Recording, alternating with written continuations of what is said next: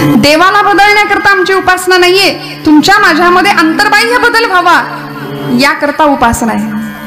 याकरता निष्ठेनी भगवत भक्ती आहे, निष्ठेनी आणि भगवंताच्या प्रती पूर्ण समर्पण भावानी भक्ती आहे. अनेक प्रकार सांगितले आमच्या संतांनी भावाचे. शांत भाव आहे, वात्सल्य भाव आहे, दास्य भाव आहे, सख्य भाव आहे आणि 5वा प्रकार आहे माधुर्य भाव. अनेक प्रकारांनी आम्ही भक्ती करू शकतो. सगळे ऑप्शन दिलेत आम्हाला, निवडा म्हणले कुठला ऑप्शन निवडायचा आहे तो. पण दुर्दैवाने या गोष्टींकडे आमचं लक्ष नाही. कीर्तनाला आलो तरी सुद्धा बऱ्याच जणांची धारणा अशी असते की रिटायरमेंट झाल्यानंतर कीर्तन ऐकायचं, पेन्शन सुरू झाली की कीर्तन. आता नाही. मग आमच्याकडे ही सगळी भावजागृती कधी होणार? शांत भाव, वात्सल्य भाव, दास्य भाव, सख्य भाव आणि माधुर्य भाव, शेवटची भावाची परिणती. आमच्या शास्त्रकारांनी, आमच्या संतांनी सांगितली भावाचे अनेक प्रकार आहेत. वात्सल्य भावाने भक्ती केली, निष्ठेने भक्ती केली. कोणी केली हो? वात्सल्य भाव कुणाचा होता? भगवंताप्रती. देवकी मातेचा होता, यशोदे मातेचा होता. गोकुळामध्ये भगवान कृष्णांचा जन्म झाला की नाही, यशोदा मैया म्हणायची अरे सब ग्वाल बाल आइये, उत्सव मनाओ, उत्सव मनाओ, उत्सव मनाओ. का? कारण भगवंतांचा जन्म झाला. कथा सुरू आहे ना, आपली भागवत कथा सुरू आहे. भगवंतांचा जन्म झालाय, उत्सव मनाओ. गोकुळवासी उत्सव सगळे साजरे करायचे. काही दिवस गेले, थोडासा बाळांनी कुस ओलांडली. यशोदा माता म्हणायची फिर से उत्सव मनाओ. लोक म्हणायचे अभी अभी तो हमने उत्सव मनाया था यशोदा मैया. यशोदा माता म्हणते माझ्या लेकरांनी कुस पालटली तरी आम्ही उत्सव साजरा करणार आहे. म्हणून भारतामध्ये या मातीमध्ये जन्म घेणाऱ्या लेकरानं कुस पालटली तरी आम्ही उत्सव साजरे करतो. हे त्या आईचं वात्सल्य स्वरूप होतं भक्तीचं. किती सुंदर भक्ती होती पांडुरंगावर, भगवंतावरती, कृष्णावरती. भगवान गोपाळ कृष्ण ज्यावेळी गोकुळ सोडून गेले, द्वारकेत आले, मथुरेत आले, त्यावेळी आठवण यायची आणि उद्धवांना म्हणायचे की माझ्या आईसारखी, माझ्या यशोदा मैयासारखी आई जगात कुठं सापडणार नाही, सापडणार. इतकं प्रेम माझ्यावरती केलंय, इतकं प्रेम. भगवान गोकुळ सोडून निघून गेले ना तरी सुद्धा वेलींशी बोलायची यशोदा मैया, कृष्णा कृष्णा कृष्णा. गोकुळच्या मातीचा कण कण बोलत होता कृष्ण कृष्ण जय, कृष्ण कृष्ण जय, जय कृष्ण कृष्ण जय, कृष्ण कृष्ण जय. वात्सल्य भावाची भक्ती आहे. दास्य भावाने भक्ती केली. कोणी हो? निष्ठेची भक्ती होती बरं का. माझ्या आवडीचं उदाहरण आहे. दास्य भावाची भक्ती कुणी केली? एकमेव जगाच्या पाठीवर उदाहरण आहे आमच्या मारुतीरायांचं. अनेक उदाहरणं देता येतील पण मारुतींसारखी दास्य भावाची निष्ठेनं भक्ती कुणी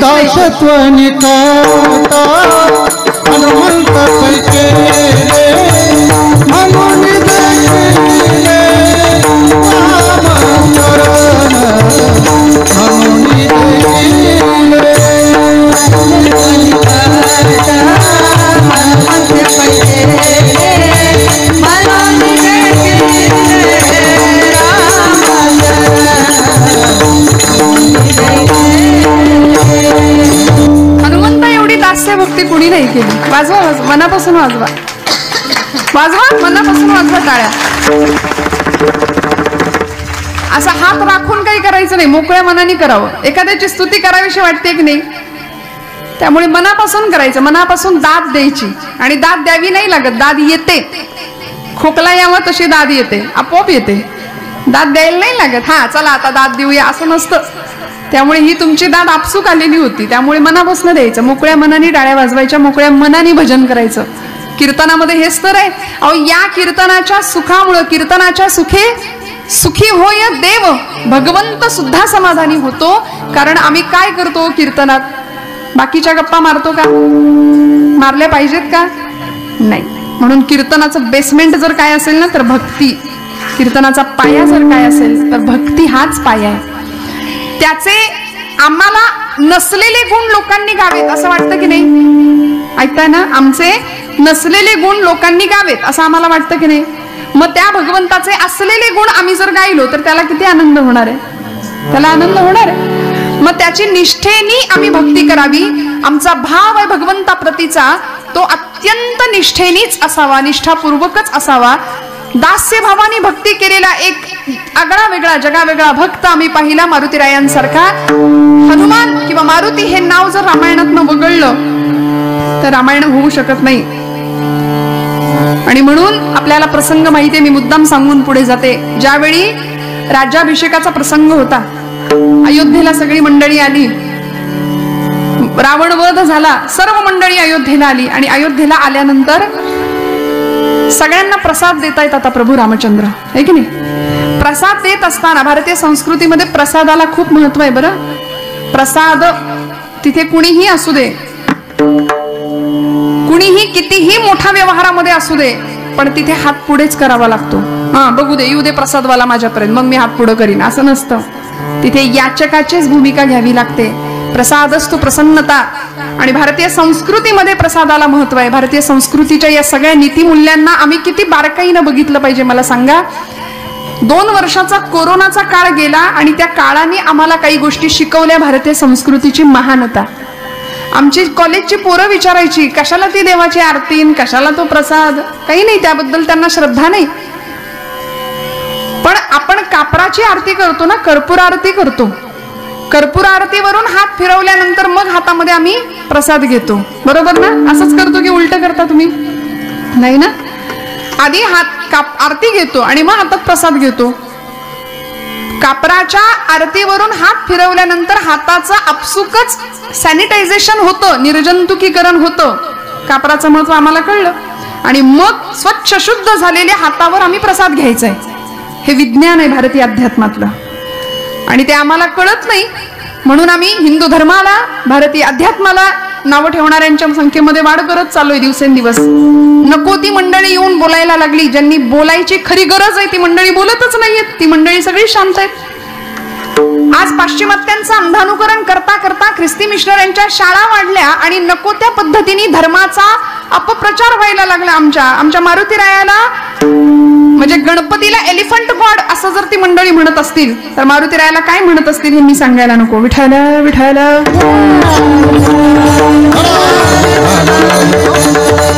आमच्या निष्ठा बोथट झाल्यात, आमच्या भावना, आमच्या संवेदना बोथट झाल्या. आम्हाला आमच्या संस्कृतीविषयी अभिमानच उरला नाही. म्हणून तुकोबारायांना सांगावे लागलं, या निष्ठा आधी भगवत निष्ठा समजून घ्या, मग समाज निष्ठा, मग देशनिष्ठा. ज्यांनी तुम्हाला जन्म दिला, ज्यांनी आम्हाला निर्माण केलं, त्या भगवंताविषयी किती निष्ठा भावाने आम्ही कृतज्ञतेने राहिलो पाहिजे. दुर्दैवाने आम्ही त्याला विसरलो. आज कपाळाला कुंकू लाव असं जर आमच्या एखाद्या पोरीला सांगितलं, टिकली लाव, तर तिला राग येतो. केस बाई बांधून राहा, चांगले मोकळे सोडू नको केस, असं सांगितलं तर राग येतो. हातात एखादी बांगडी असू दे, हिंदू धर्मामध्ये जन्माला आलीस ना, हातामध्ये बांगडी असं सांगितलं तर राग येतो. का? कारण आम्ही सोफिस्टिकेटेड झालो, आम्ही सुशिक्षित झालो, आम्ही खूप पुढारलो आणि याच्या मागे आमचं मूळ आम्ही सगळं हरवून बसलो. आमच्या निष्ठा बोथट झाल्या. तुकोबाराय आम्हाला ही निष्ठा सांगतात, भगवंता प्रतीची निष्ठा. मारुती रायांची निष्ठा अशी विलक्षण होती की या प्रसंगामध्ये ज्यावेळी रामराय बसलेत सिंहासनावरती, शेजारी जानकी माता आहेत आणि आता प्रसाद द्यायचं चाललंय सगळ्यांना. सगळ्यांना खात्री होती की सगळ्यात पहिला प्रसाद कुणाला मिळणार? कुणाला मिळणार? मारुती रायांना. जागे आहेत ना सगळे? मारुती रायाला पहिला प्रसाद मिळणार, सगळ्यांना खात्री होती. पण नाही, लक्ष्मण महाराजांच्या हातामध्ये यादी होती. लक्ष्मणाने यादी वाचली. युवराज अंगद, राजे सुग्रीव, विभीषण, नळ, नीळ, जांबुवंत सगळे आले प्रसाद घ्यायला. सगळ्यांची मोठी रांग लागली. मारुतीरायाचं नावच कोणी घेतलं नाही. फार वाईट वाटलं आमच्या मारुतीरायांना. किती वाईट वाटावं. म्हणून आपण दिसलो नसू कदाचित भगवंतांना, म्हणून असे समोर आले आणि अशी मान वर केली देवांकडे. मी इथे आहे म्हणाले, खुणवून सांगेन. फोटोत कशी मान वर करतो आपण, ग्रुप फोटोत करतो की नाही? आपण दिसलो पाहिजे. मारुतीराय समोर आले, म्हणले मी कदाचित देवाला दिसलो नसेल म्हणून मी इथे आहे देवा, इथे आहे. पण मारुतीरायांकडे बघितलं आणि रामांनी मान खाली घातली. रामांनी मान खाली घातल्या बरोबर टचकन डोळ्यात पाणी आलं आणि म्हणाले, रामा माझ्या या देहाकडे तुम्हाला बघावंसं पण नाही वाटत आता? मग ज्या देहाकडे तुम्हाला बघावंसं वाटत नाही तो देह मी ठेवू तरी कशाला? चाललो म्हणाला मी, मला दुसरं काही नको. मला तुमच्या पायाखालची एखादे चुरगळलेल्या फुलाची एक पाकळी जरी तुम्ही मला दिली ना तरी मला चालेल, पण मला प्रसाद द्या देवा. नाही दिला. माघारी वळले एवढ्यात सीतामाईंचं लक्ष गेलं. सीतामाई म्हणल्या, मारुते थांब म्हणाल्या, थांब. एवढा आनंद झाला. मारुतीराय मनात म्हणतात, बाप विसरला पण माझी आई नाही विसरली. एवढा आनंद झाला, उड्या मारतच अक्षरशः जानकी आईंकडे जाऊन बसले. आणि आता पार्टी बदलली. आता पक्ष बदलायला वेळ लागतो का? किती झटपट पक्ष बदलले जातात. मारुतीरायांनी मी काही बोलत नाही बरं, तुम्ही का हसताय, मला काही कळत नाही. मारुतीरायांनी पक्ष बदलला आणि इकडे सीतामाईंच्या पक्षात येऊन बसले. आणि मारुतीरायांच्या मस्तकावरून असा हात फिरवला. सीतामाईंनी म्हणाल्या, मारुते किती कष्टलास, किती झिजलास आमच्यासाठी. स्वतःसाठी नाही, आमच्यासाठी झिजलास, आमच्यासाठी कष्टलास. किती केलंस रे आमच्या करता. आज तू नसतास तर कसं झालं असतं सगळं. रावणाचा वध कसा झाला असता. माझा शोध लंकेला येऊन कुणी घेतला असता. लंका कुणी पेटवली असती. अहिरावणाच्या महिरावणाच्या तावडीतनं आम्हाला कुणी सोडवलं असतं. द्रोणागिरी कुणी उचलला असता. मारुते तू नसता तर काहीच शक्य नव्हतं. मारुते किती कष्टलास.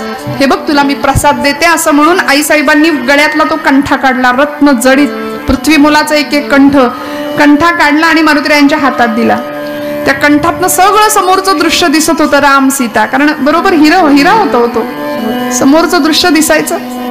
एवढा आनंद झाला. म्हटले मला हेच हवं होतं. आई धावत बाहेर आनंदाने गेले. सीतामाई हळूच म्हणल्या, बघा असं कळावं लागतं तुम्हाला तर का आई. बहुतेक हे वाक्य तेव्हापासून नाही घराघरात. तुम्हाला का आई कळत नाही, गप्प बसा. आहे की नाही. आमच्या सोबत आहेत तरी मी आपलं धाडसाने बोलून घेते आज. हे घराघरातलं वाक्य. पण मला असं म्हणायचंय की ज्यावेळी सीतामाईंनी रामांकडे पाहिलं तेव्हा रामप्रभू म्हणतात, माझ्या भक्ताच्या नादी तू लागू नकोस. रामप्रभू मारुतीराय बाहेर निघून गेले. काही क्षण झाला आणि धडकन आवाज झाला बाहेर.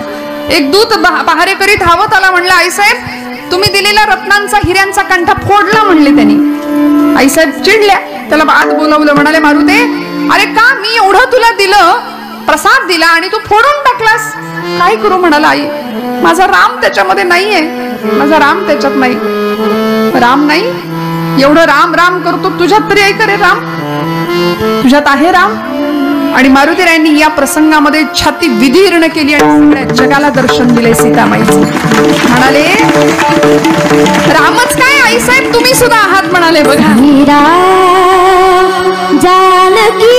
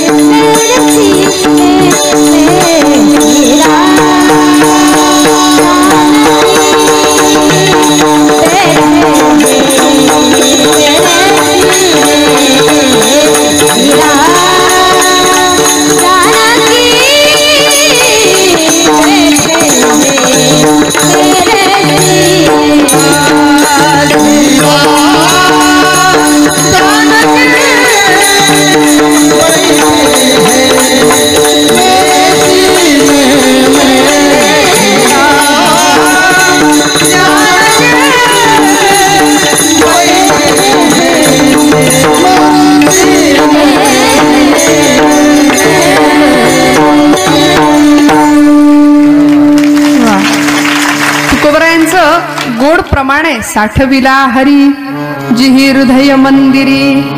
त्यांची सरली येरझार झाला सफल व्यापार. निष्ठावान भक्ताला काय अनुभव मिळतो.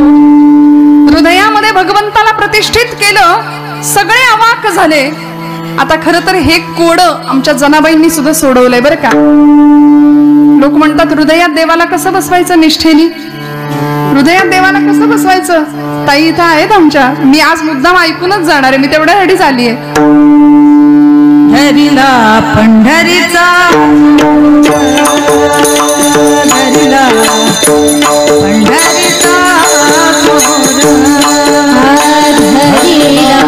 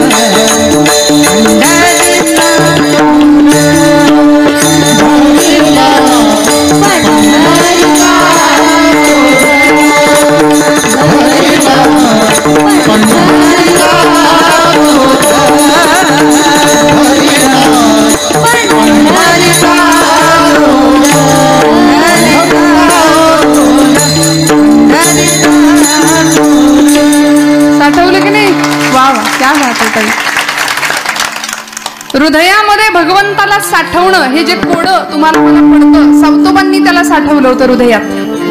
निष्ठा होती, निष्ठावंत भाव होता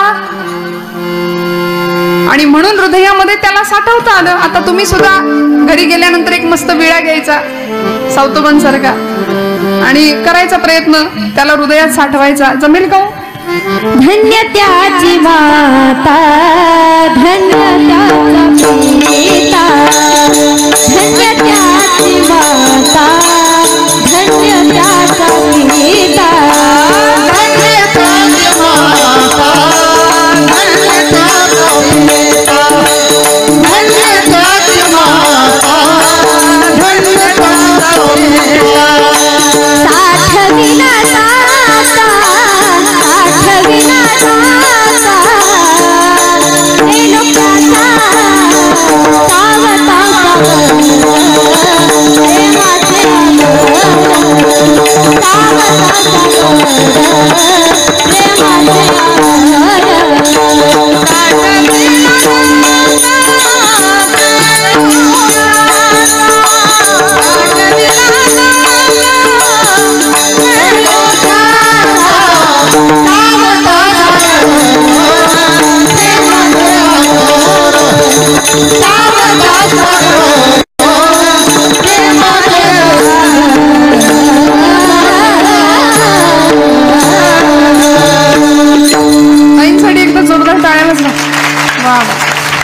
सावता सागर प्रेमाचे आगर. हे कशामुळे झालं? फक्त निष्ठेमुळे. तुकोबराई सांगतात तो भाव होता, ती निष्ठा पक्की होती. परिणामी मारुतीरायांना सुद्धा भेटायला प्रभू रामचंद्र उठले होते सिंहासनावरनं, धावत गेले. वाह फकीरी क्या है अमीरी दासी तेरे चरणों की. धावत गेले आणि कडकडून मिठी मारली मारुतीरायांना. काय दिलं? या निष्ठेचं फळ काय मिळालं? कडकडून मिठी मारली आणि बाजूला झाले. आता तो जो चित्र आहे ते जुना फोटो आहे बघा, तुमच्यापैकी अनेक जणांनी पाहिला असेल. मारुतीरायांचं मस्तक रामांच्या खांद्यावर आहे आणि रामांचं मस्तक मारुतीरायांच्या खांद्यावर आहे. कडकडून आलिंगन आहे. मला सांगा, ही भेट देह पातळीवरची होती का हो? नाही. बाजूला झाले आणि प्रभू विचारतात, सांग मारुते तू कोण आहेस, तू कोण आहेस? तेव्हा मारुतीराय म्हणतात, देह बुद्ध्या तू दासोहम. देह पातळीवर जर हा प्रश्न तुम्ही मला रामा विचारत असाल तर मी तुमचा दास आहे. जीव बुद्ध्या त्वदंशकः. जीव पातळीवर मी तुमचा अंश आहे आणि आत्मबुद्ध्या त्वमेव अहम इति मे निश्चिता मतिः. आत्मपातळीवर तुम्ही म्हणजे मी आणि मी म्हणजे तुम्ही. हा अनुभव मारुतीरायांना दिला होता भगवंतांनी या प्रसंगात. आमच्या जनाबाईंना हा प्रसंगात अनुभव दिला होता. सगळ्यांनी विचारावं, सगळ्यांना दिसतोय पांडुरंग, बाई तुला कुठं कसा दिसेना, असा लपवलायस तरी कुठं? म्हणून जनाबाई म्हणतात, लपवायचं कुठं आहे? हृदय बंदीखाना केला आता विठ्ठल कोंडीला. हे सगळं जर फळ कशाचं असेल ना तर ते निष्ठेचं आहे श्रोते हो. आणि चौथा मी शेवटचा एक भाव सांगितला होता तुम्हाला, माधुर्य भाव. आमच्या वारकरी संप्रदायामध्ये, वारकरी संप्रदायासाठी ज्यांनी एक भाकीत असं वर्तवलंय. आज जर तुम्ही आळंदीला गेलात तर गाभाऱ्यामध्ये म्हणजे कारंजा मंडपामध्ये ज्यांचा फोटो लागलाय असे मधुराद्वैत संप्रदायाचे अध्वर्यू असलेले प्रज्ञाचक्षु संत श्रेष्ठ श्री गुलाबराव महाराज अंध होते. 9व्या वर्षी अंधत्व आलं होतं, पण माऊलींवर इतकं प्रेम केलं. त्यांचं भाकीत आहे, वारकरी पंथ हा विश्वपंथ होणार आहे. विठ्ठल विठ्ठल.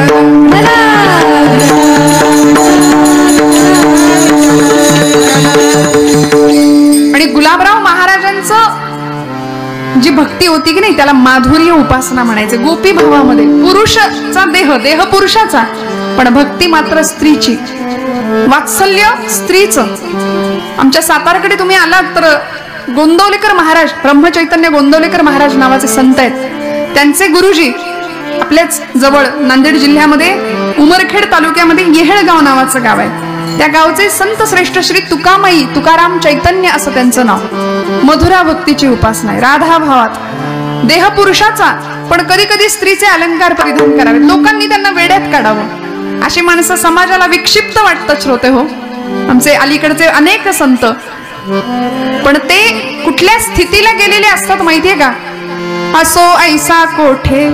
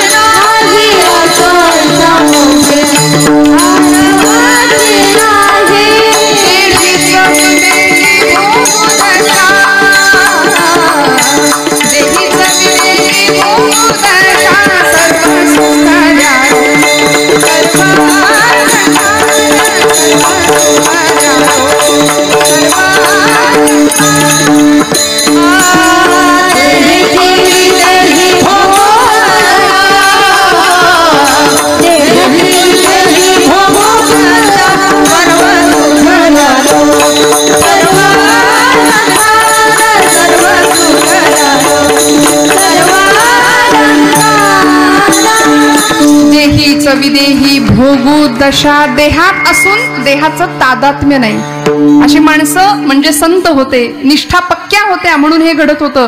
तुमच्या माझ्या निष्ठा पक्क्या नाही. कीर्तनावर तरी निष्ठा आहे का आमची? नाही म्हणताय, नाही म्हणताय. मस्त माना हलवतात, अजिबात नाही. आपण बसलो कशाला इथे? विठ्ठल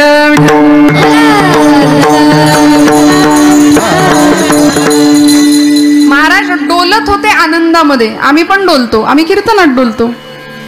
काही असे डोलतात, काही असे डोलतात. प्रकार आहेत की नाही डोलण्याचे. आमची निष्ठा पक्की नाही म्हणून हे घडतं श्रोते हो. तुकोबरायांनी भगवंतावरची निष्ठा शिकवली. आणि काय लागतं हो देवाला माझ्या? काय लागतं? काही नाही लागत. देवा भावाचा भुकेला, देवा भावाचा भुकेला, देवा भावाचा भुकेला, देवा भावाचा भुकेला, वैकुंठ सोडून याला, सोडून याला, सोडून याला,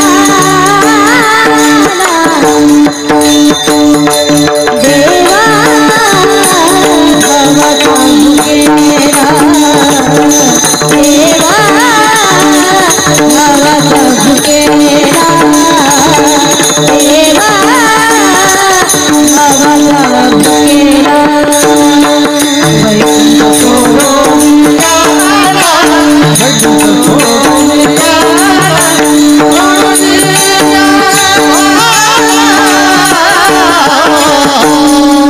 देवा भावाचा भुकेला, देवा भावाचा भुकेला,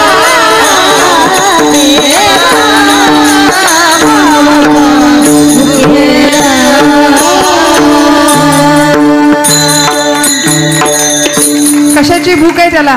देवभावाचा भुकेला. त्याच्यासाठी तो वैकुंठ सोडून आला हो तुमच्या माझ्याकरता.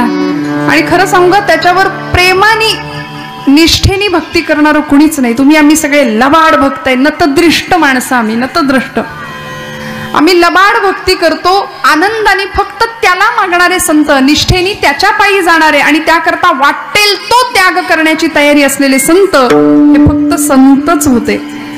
भागवतातला प्रसिद्ध श्लोक आहे, त्रिभुवन विभव हे तवेप्य कुंठ स्मृती रजितात्मसुरादिभिर्विमृग्यात न चलती भगवत पदारविंदा लव निमिषार्धमपि यस्य वैष्णवाग्रह. वैष्णवाची भक्ताची खरी व्याख्या भागवतकार सांगतात आम्हाला की त्रिभुवनाचं वैभव जरी कुणी पायाशी आणून ठेवलं की घे बाबा हे तुझं आहे म्हणून, भरपूर ऐश्वर्य मिळालं, अचानक सगळं दारिद्र्य संपलं आणि भरपूर ऐश्वर्य पैसा मिळाला, तरी सुद्धा ज्यांची ईश्वरावरची निष्ठा तिळमात्र ढळत नाही, खरे महापुरुष ते असतात. खरा देवभक्त तो असतो, खरा देशभक्त तो असतो.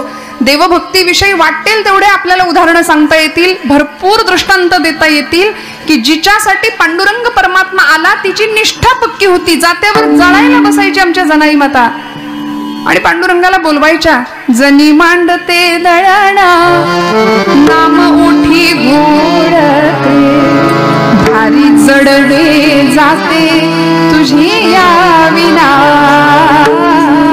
भारी जडवे जाते तुझे याविना. हे गय गवी ठाई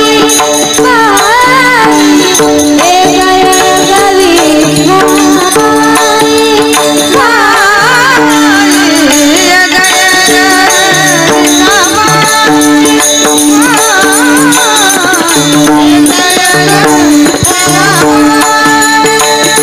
माझे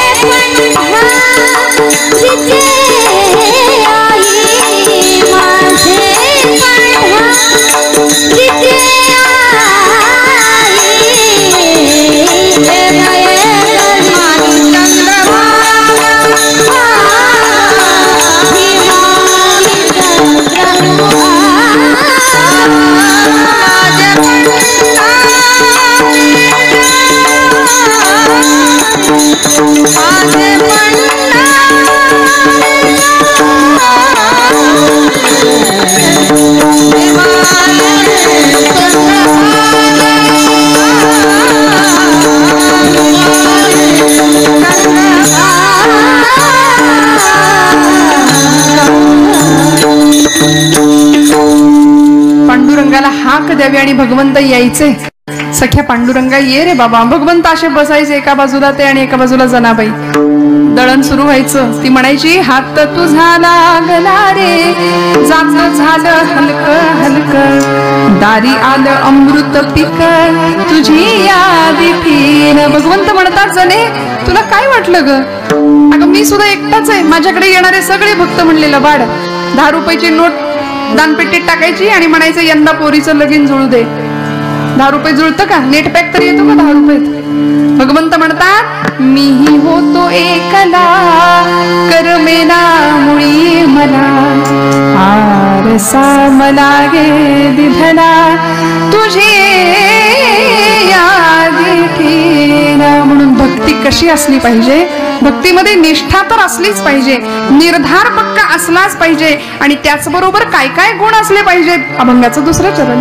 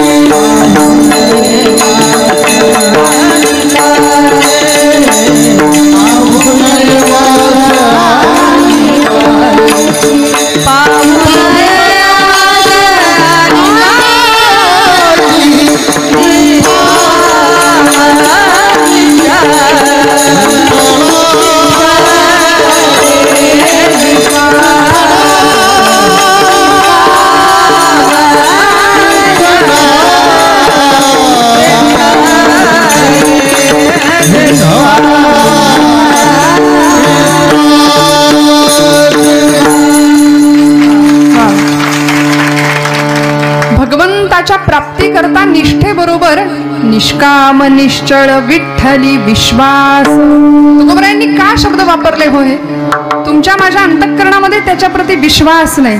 विश्वास नाही. काय झालं? एक डोंबाऱ्याचा खेळ चालू होता. चालतो का इकडे डोंबाऱ्याचा खेळ? अजूनही दिसतो. आता आमच्याकडे बंदच झाले, दिसतच नाही. तर त्या खेळामध्ये काय असतं? दोरी बांधलेली असते. त्या दोरीवरनं तो माणूस चालतो किंवा ती बाई चालते, आहे की नाही? तर असाच एक खेळ चाललेला. 2 इमारतींच्या बरोबर अशी छान मध्ये दोरी बांधलेली. त्या दोरीवरून तो माणूस चालत होता. चालत असताना त्यांनी त्याच्या लेकराला खांद्यावर घेतलं होतं आणि त्या दोरीवरनं तो छान अनुसंधान करून चालत होता. सगळी गर्दी जमलेली, थाळी फिरायला लागली, पैसे जमले आणि सगळं झाल्यानंतर तो अगदी व्यवस्थित शेवटच्या टोकापर्यंत पोहोचला. खाली उतरला, टाळ्या पडल्या, भरपूर टाळ्या. तो म्हणाला, मला हे परत करायचंय, मी करू शकतो का? सगळे जमावातली माणसं म्हणली, हो हो, आमचा तुझ्यावर विश्वास आहे. नीट ऐका बरं, आमचा तुझ्यावर विश्वास आहे, तू हे करू शकतोस, परत करा म्हणाले, आम्हाला बघायचंय. तो म्हणला, नक्की मला जमेल का? हो जमेल म्हणाले. आमचा तुमच्यावर विश्वास आहे, करा. तो माणूस म्हणाला मी करतो, पण म्हणले माझं लेकरू नको. आता यावेळी तुमच्यापैकी कोणाचं तरी लेकरू द्या. त्याला खांद्यावर घेतो आणि मग चालतो म्हणाले. चालेल का? सगळे मागे सरकले. इंग्रजीमध्ये 2 शब्द आहेत, बिलीव्ह आणि ट्रस्ट, असे 2 शब्द आहेत. असा आहे, you only believe in God but you don't trust him. आपण फक्त त्याच्यावर असा वरवर विश्वास ठेवतो. ज्याला ट्रस्ट, का बरं 2 शब्द ठेवले असतील? पूर्ण समर्पण भावाने आम्ही त्याच्यावर विश्वास ठेवतच नाही. आम्ही नाही ठेवत. स्वतःला देऊन टाकणं म्हणतात की नाही. मन, बुद्धी, अहंकार, सर्व ज्ञानेंद्रिय, कर्मेंद्रिय, पंच ज्ञानेंद्रिय, पंच कर्मेंद्रिय, मन आणि बुद्धी, ह्या 8 प्रकृती याला गीतेमध्ये म्हटलंय. आणि ह्या सगळ्या प्रकृती तिथं नेऊन व्हायच्या भगवंताकडे आणि स्वतः मोकळं राहायचं. निष्काम तुकोबराय सांगतात. निष्काम. आम्ही सगळे सकाम भक्ती करतो. सध्या मिशन पेक्षा कमिशनला जास्त महत्व आहे. विठ्ठल विठ्ठल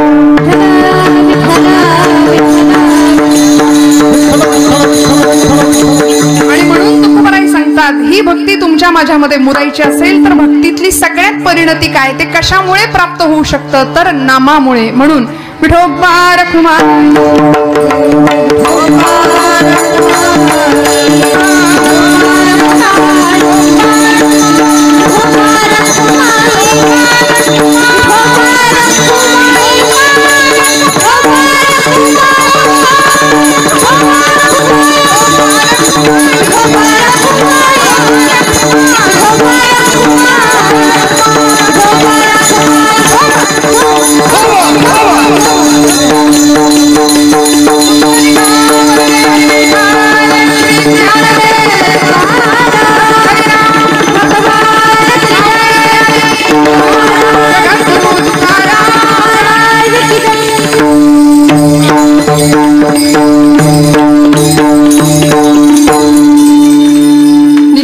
निश्चळी विठ्ठली विश्वास पाहू नये वास आणि कांची. 3 शब्द वापरले, निष्कामता, निश्चळता आणि विश्वास. विश्वास तुम्हाला सांगितला. सकाम भक्ती नाही, निरहेतुक भक्ती तुमच्याकडून घडावी, तुमच्या माझ्याकडून घडावी ही अपेक्षा भगवंतांची आहे. पण आम्ही सध्या हेतुपूर्वकच सगळी कामं करतो. कुठलंही काम करण्याकरता आम्हाला कारण लागतं, हेतू लागतो, तरच आम्ही करतो. आम्ही नवस करतो, देवाकडे नवस करतो की नाही? नवस फेडत नाही हा विसरून द्या, नवस करतो. मात्र काहीतरी हवं असतं, सकाम भक्ती करतो. ती भक्ती भगवंताला आवडत नाही. निश्चळ, न ढळणारी, बरं का, न हलणारी, वाटेल ते झालं तरी. आता मी देवनिष्ठा तुम्हाला सांगितली, पतिनिष्ठा आपल्याला माहिती आहे, देशनिष्ठा आपल्याला माहिती आहे. तुळशीचा विवाह सगळीकडे चालू आहे. उद्या ग्रहण म्हणून आजच सगळे उरकून घेत आहेत. त्यात कीर्तन रोजच्या पेक्षा थोडंसं लवकर करायला सांगितलं मी. 5 पिल्ले काकांना सगळ्यांनाच सांगितलं थोडंसं जरा लवकर सुरुवात करूया. त्यामुळे गडबड झाली असेल महिला वर्गाची आज जरा, पण हरकत नाही. ही पतिनिष्ठा, महासती वृंदेचं पातिव्रत्याचं तेज आपल्याला माहिती आहे. ज्या रुक्मिणी आई जगदंबेनी, रुक्मिणी मातेनी भगवंताला मिळवण्याकरता जो प्रयत्न केला होता, ती पतिनिष्ठा. भागवतामध्ये 7 श्लोकांचं पत्र लिहिलं होतं. विश्वातलं सगळ्यात मोठं प्रेमपत्र असं व्यासांनी नामकरण केलं त्याला. कसा विवाह आहे भगवंतांचा रुक्मिणी आई सोबत. श्रुत्वा गुणान भुवन सुंदर शृण्वतांते निर्विश्य कर्ण विवरैर हरतोंग तापम रूपम वृषाम ऋषिमताम अखिलार्थ लाभम त्वय्यच्युता विशति चित्तमपत्रपम मे. विश्वातलं सगळ्यात सुंदर पत्र आई रुक्मिणीने भगवंताला पाठवलं होतं आणि तो विवाह झालाय. आपण आता ती कथा ऐकतच आहात, मी वेगळं काही नाही सांगणार. आणि अशी एक पतिव्रता स्त्री या देशाने पाहिली की जिचा पती खऱ्या अर्थी देशनिष्ठा ज्याच्या अंतःकरणामध्ये होती. असा एक उदाहरण तुम्हाला सांगते आणि आपण पटकन पुढे जाऊया. काय घडलं बघा. लंडनमध्ये शस्त्रास्त्र निर्मितीचा उद्योग करत होते आणि गुप्त पद्धतीने देशनिष्ठा सांगते तुम्हाला. देवनिष्ठा झाली, पतिनिष्ठा झाली. आपल्या मातृभूमी प्रती काय त्याग करता येतो. गुप्त पद्धतीने शस्त्रास्त्र भारतामध्ये पाठवली, बॉम्ब पाठवला, पिस्तूल पाठवली आणि भारतामध्ये इंग्रजांचं राज्य चालू आहे. 150 वर्ष इंग्रजांच्या अधिपत्याखाली आमचा भारत देश आहे. इंग्रजांचा स्वाभिमान स्वतःच्या टाचेखाली इंग्रजांनी तुडवलाय भारतीयांचा. परिणामी उद्रेक झाला असंतोषाचा आणि भारतामध्ये जॅक्सन नावाच्या एका इंग्रजी अधिकाऱ्याची हत्या केली. अनंत कान्हेरे नावाचा एक क्रांतिकारक पिस्तुलाच्या साह्याने गोळीबार केला. सगळं इंग्रज सरकार हादरलं. भारतामध्ये पिस्तूल आलं कुठून? बंगाल प्रांतामध्ये खुदिराम बोस नावाचा एक क्रांतिकारक होता. त्यांनी बॉम्बचा धडाका केला. सगळ्या इंग्रजांना वाटलं भारतात बॉम्ब गेला कुठून, आणि मग खटला चालवला. लंडन मध्ये ही जी व्यक्ती हे सगळे उद्योग करत होती ना, त्या वैनतेयाचं, त्या महात्म्याचं नाव आहे स्वातंत्र्यवीर विनायक दामोदर सावरकर. जहाजात घातलं, पकडून भारतात आणायचं ठरलं. खटला भारतामध्ये करायचा होता, चालवायचा होता. त्या जहाजाच्या मध्य समुद्रामध्ये जेव्हा ते जहाज आलं ना, तेव्हा पाण्यामध्ये उडी टाकली. आपल्याला माहिती आहे जगामधल्या 2 उड्या प्रसिद्ध आहेत. एक समुद्राच्या जमिनीवरून अशी जन्मल्याच आकाशाच्या दिशेने घेतलेली उडी, एक समुद्रावरून घेतलेली मारुतीरायांची उडी, आणि दुसरी जहाजातून पाण्यात घेतलेली उडी. बाकी उड्या बऱ्याच आहेत, दोरीच्या उड्या आहेत, लांब उड्या आहेत, है की नाही? अशा उड्या आम्ही मारत बसतो, पण या 2 उड्या जगप्रसिद्ध ठरल्या. सावरकरांची पाण्यात टाकलेली उडी मध्य समुद्रामध्ये, चेष्टा नव्हती. मोठमोठे मासे मध्य समुद्रामध्ये, अंग सगळं ओरबाडले. त्या टॉयलेटच्या खिडकीमधनं सावरकरांनी काच फोडून बाहेर अंग टाकले स्वतःच. सगळ्या काचा सर्वांगाला ओरखडलेल्या, आणि अशा अवस्थेत खाऱ्या पाण्यामध्ये उडी टाकायची. काय दाह झाला असेल देहाचा. उडी टाकली. इंग्रजांना ते पकडले गेले. इंग्रजांकडून परत भारतात आणलं. खटला चालला आणि सावरकरांना विचारलं होतं, तुम्हाला भीती नाही का वाटली? निष्ठा अशी होती देशाप्रतीची. सावरकर म्हणले, मी का घाबरू? मृत्यू मला घाबरून पळत होता. मी पोहत होतो समुद्रामध्ये, मृत्यू माझ्या समोर घाबरून पळत होता. मी मृत्यूला बोलवत होतो.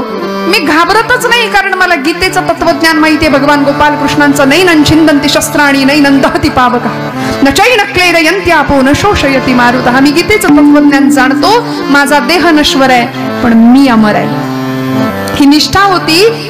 आणि आज जर तुम्ही पुण्याला आलात कधी, तर पुण्यामध्ये डेक्कनच्या चौकामध्ये खूप सुंदर स्मारक आहे सावरकरांचं. त्याच्यावर वाक्य लिहिली आहेत, सावरकरांचे शब्द आहेत. आणि सुधीर फडके महाराष्ट्रातले उत्तम गायक बाबूजी म्हणायचे लोक, त्यांना त्यांची चाल आहे.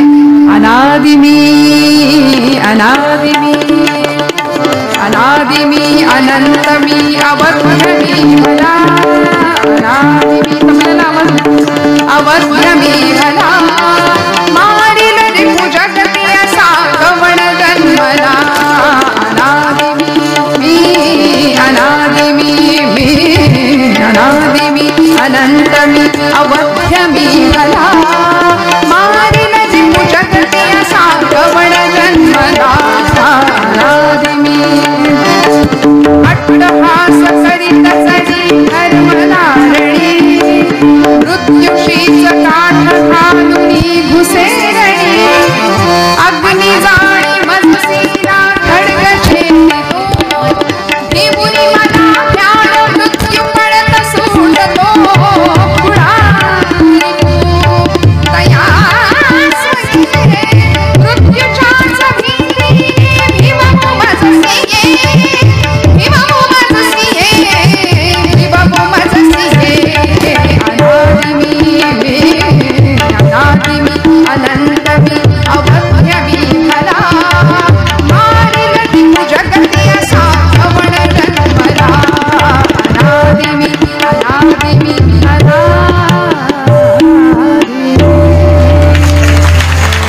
मी अनादि आहे, मी अनंत आहे. आणि खटला चालला मुंबईच्या डोंगरीला नावाच्या ठाण्याजवळ असलेलं ते कारागृह. तिथे खटला, तिथे त्यांना कैदेत टाकलं गेलं. 50 वर्ष काळ्या पाण्याची शिक्षा सुनावली गेली. आणि आता शिक्षा होती अंदमानची काळं कोठडी. आपल्या सगळ्यांना इतिहास माहिती आहे. अंदमानची 50 वर्षाची काळं कोठडी. पण त्याआधी मुंबईला एका तुरुंगात असताना बायको भेटायला आली. पतिनिष्ठा ऐका. बायको भेटायला आलीये आणि तिने विचार केला होता की आपला नवरा परदेशात गेलाय, बॅरिस्टरीचा झगा पांघरून येईल, पैसा मिळवू, थाटात संसार करू, प्रपंच करू. अहो, त्यांनी काही स्वप्न बघितली नसतील का? मस्त 2 BHK 4 BHK घ्यायचा, बंगला बांधायचा, जागा घ्यायची, जमीन सगळं मस्त राहायचं आनंदात. काही नडलं होतं का सगळं हे करायचं? पण का केलं? ही निष्ठा होती. निष्काम निश्चळी विठ्ठली विश्वास. आपल्या ध्येयावरचा विश्वास, अढळता होती. ती पत्नी 18 वर्षाचं वय होतं. यमुना नाव तिचं. माई म्हणायचे सावरकर आपल्या बायकोला. आणि ती भेटायला आली सावरकरांना. सावरकर तुरुंगाच्या त्या सळीच्या मागे कैद्याच्या वेशातला साखळदंडांनी जखडलेला आपला नवरा तिने पाहिलं समोर. आणि सावरकर सहज समोर आले आणि हसले. म्हणले, माई, या वेशात मला ओळखलं नाही ना तुम्ही? आपला पती विलायतेहून बॅरिस्टर होऊन येईल, पैसा मिळवू, थाटात संसार करू असा विचार तुम्ही केला असशील. पण खरं सांगू का, काट्या कुट्या जमवायच्या, त्याच्यात घरटी बांधायची आणि पिलांची वीण वाढवायची. यालाच जर प्रपंच असं म्हणत असतील ना, तर असा प्रपंच चिमण्या कावळे सगळेच करतात. जमवा जमव करायची, प्रपंच करायचा, पोरं बाळ जन्माला घालायची. याच जर नाव प्रपंच असेल तर हा प्रपंच चिमण्या कावळे सुद्धा करतात. माई, मला माझा देशाचा प्रपंच करता आला, यात धन्यता माना. बायकोला सांगितलं, मला माझ्या देशाचा प्रपंच करता आला, यात धन्यता माना. मी तुम्हाला कसलं सुख मिळू दिलं नाही, प्रपंचाचं कसलं सुख मी तुम्हाला दिलं नाही. बायकोशी संवाद चाललाय बरं. तुरुंगाच्या आतमध्ये असलेला नवरा आहे सावरकर. काय त्याग म्हणतात, सोपं नाहीये ते. बोलणं सोपं आहे, ऐकणं सोपं आहे, पण केवढा मोठा त्याग होता या मंडळींचा. म्हणाले, मी कसलंच तुला सुख दिलं नाही. दर वट पौर्णिमेला वडाला फेऱ्या घालताना हाच पती जन्मोजन्मी मिळावा असं तू म्हणावंस तरी कसं म्हणावं? मी तुला किती त्रास दिला या जन्मात, जन्मोजन्मी हाच नवरा मिळावा असं तू म्हणावंस तरी कसं? सावरकरांची पत्नी 18 वर्षाचं वय होतं त्या पोरीचं. खाली वाकल्या आणि तुरुंगाच्या सळीतनं हात आतमध्ये घातला. पायाला स्पर्श करणार सावरकर मागे सरकले. म्हणले, माई काय करता? ती काय म्हणाली माहितीये? पाय बघून ठेवते, पुढच्या जन्मात चुकायला नको. पाय बघून ठेवते, पुढच्या जन्मात चुकायला नको. कारण या जन्मामध्ये स्वतःची चूलबुळकी फोडून, स्वतःचा प्रपंच फोडून राष्ट्राचा प्रपंच करणारा पती पुरुषोत्तम भगवंतांनी जर मला या जन्मात दिलाय, तर जन्मोजन्मी हाच पती मिळावा. याला म्हणायचं पतिनिष्ठा. एवढा त्याग, ही देशनिष्ठा होती. अनेक उदाहरण आमचे छत्रपती शिवाजी महाराज असतील, सावरकर असतील, भगतसिंग असतील. 22-23 वर्ष हे फासावर जाण्याचं वय होतं का हो? इकडे फाशीचा कार्यक्रम चालू आहे आणि भगतसिंगांची आई ढसाढस रडतीये. लोक विचारतायत, आई साहेब तुम्ही का रडता? भगतसिंगांच्या मातोश्री म्हणतात की मेरा भगत जा रहा है इसलिए मैं नहीं रो रही हूं. माझा भगत निघून चाललाय, त्याला फाशी दिली जाते म्हणून मी रडत नाहीये. तर माझा एकच पुत्र मी या देशाला देऊ शकले म्हणून मी रडतीये म्हणाले. याला म्हणायचं देशनिष्ठा. केवढा मोठा त्याग श्रोते हो. आणि हा त्याग तुम्हाला मला जमावा याकरता तुकोबराय आम्हाला ही आचारसंहिता भक्ताची सांगतात. काय असलं पाहिजे भक्त म्हणवून घेण्याकरता? निष्काम, निश्चळी, विठ्ठली, विश्वास, पाहू नये वास आणि कांची. श्रोते हो, तुमचं माझं काम काय आहे? काय करायचं तुम्ही? आम्ही कीर्तन ऐकलं, कथा ऐकली, रोज नवीन नवीन, आज महिला सप्ताह सुरू आहे, रोज नवीन कीर्तनकार येऊन तुम्हाला काहीतरी सांगतायत. आम्ही काय करायचं? सप्ताह संपला, झालं जैसे थे, है की नाही? पहिले पाडे काही ते आपल्याकडे म्हण आहे ना. आमच्या लेवलवर आम्ही काय करायचं? आमच्या पातळीवर आम्ही काय करायचं? आम्ही काहीतरी देणं लागतं की नाही या मातीचं, या समाजाचं, या राष्ट्राचं, या देशाचं. आईच्या गर्भामध्ये जन्म होतो, मातेपासून प्रवास सुरू होतो आणि मातीपर्यंत जाऊन पोहोचतो. माता ते माती असा प्रवास आहे. मग या प्रवासात आमचं कर्तव्य काय? अहो, आमच्या माता भगिनी रोज तुळशीला पाणी घालतो की नाही आम्ही? तुळशीला पाणी घातलं लगेच घरात आलो असं नाही होत. आजूबाजूच्या रोपट्यांवर सुद्धा पटकन गडबडीत का होईना शिंपडून माघारी येतो. तसं माझा प्रपंच मी उत्तम करू शकतो. मला करायचंच आहे. जोडून या धन उत्तम व्यवहारे, उदास विचारे वेच करी तुकोबराय म्हणतात. पण हे करत असताना मी या मातीला काहीतरी देणं लागतो. मग मला काय देता येईल? काय करता येईल आम्हाला? काय घडलं? एका जंगलाला वणवा लागला होता, मोठा आग लागली होती, जंगल पेटलं होतं. आणि त्या पेटलेल्या जंगलामध्ये एक संन्यासी त्या जंगलातून पळत होता, भगव्या कपड्यातला. एका झाडाच्या उंच शेंड्यावरती एक पक्षी बसला होता, एक गरुड पक्षी बसला होता. त्या संन्याशाने विचार केला की सगळे पशु पक्षी उडून निघून गेले आणि हा पक्षी इथंच बसलाय म्हणाले. मग त्याला विचारलं, का रे बाबा, जंगल पेटलंय, तू जा ना उडून, तुझ्या पंखांमध्ये बळ आहे, तू उडू शकतोस. त्या पक्षाने त्या साधूला काय उत्तर दिलं तेवढं ऐका की माझं कीर्तन आजचं संपलं. त्या पक्षाचं उत्तर असं होतं, तो म्हणाला, फल खाये इस पेड़ के. मी या झाडावर राहिलो, इथंच लहानाचा मोठा, इथंच माझा जन्म झालो, मी मोठा झालो, इथली फळं खाल्ली, इथेच घाण केली. फल खाये इस पेड़ के गंदे किए है पात, अब यही मेरा फर्ज है जल जाऊं इसके साथ. आता माझं काम हेच आहे की इथे मी राहिलो ना, मग इथेच संपणार, यासाठीच काहीतरी करणार. आमचे गुरुजी फार सुंदर सांगतात, हे त्या झाडावरच्या पक्षाला कळलं, बाकीच्या पक्ष्यांना कधी कळणार? कळलं तर बघा शाब्दिक कोटी आहे, फार काही स्पष्ट उघडून सांगत नाही. हे पक्षाला कळलं, पक्ष्यांना कधी कळणार? हा, त्यामुळे अशी निष्ठा, असा विश्वास, अशी निश्चळता आणि असा निर्धार तुमच्या माझ्याकडे असेल तर तुकोबराय शेवटच्या चरणामध्ये म्हणतात, तुका म्हणे कोण